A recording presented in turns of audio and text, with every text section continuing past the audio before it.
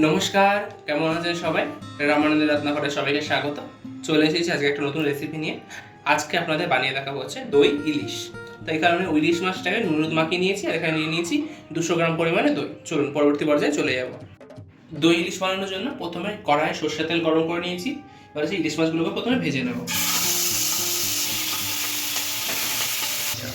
মাছটা লাল করে দুপিট করে ভেজে নেব।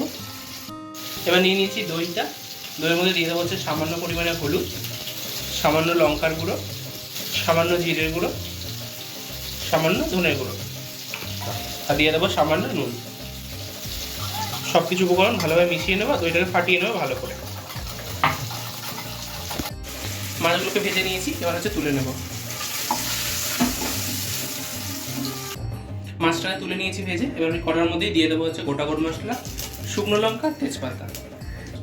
এবার দিয়ে দেবো হচ্ছে সাদা সর্ষে বাটা, শুক্তো বাটা, সর্ষে আর পোস্তটাকে ভালো করে ভেজে নেব।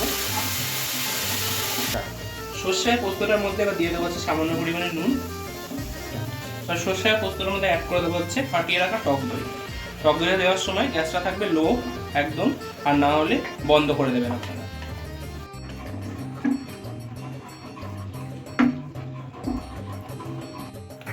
মশলা থেকে তেলটা ছেড়ে দিয়েছে, এবার এর মধ্যে অ্যাড করে দেবো হচ্ছে 1 কাপ পরিমাণে উষ্ণ গরম জল। সমস্ত রকম মশলা জলের সাথে ভালো করে মিশিয়ে নেবো এবার। আর ঝোলটা ফুটে ওঠার জন্য অপেক্ষা করবো। গ্রেভিটা ফুটে উঠেছে, এবার এর মধ্যে দিয়ে দেবো আপনাদের ইলিশ মাছগুলো।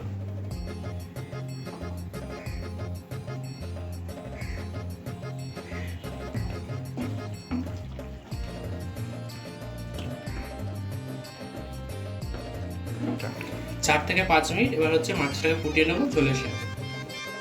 4-5 মিনিট ফুটিয়ে নিয়েছি মাছটাকে ঝোলের সাথে। অল্প দিয়ে ছড়িয়ে দেবো হচ্ছে চিনি। এবার হচ্ছে নামিয়ে নেব আমাদের দই ইলিশ। নামিয়ে নিয়েছি আমাদের দই ইলিশ। ভিডিওটি কেমন লাগলো অবশ্যই জানাবেন, আর একটি লাইক কমেন্ট শেয়ার করে দেবেন। পাশাপাশি আমাদের চ্যানেলকে সাবস্ক্রাইব করে দেবেন। Thanks for watching.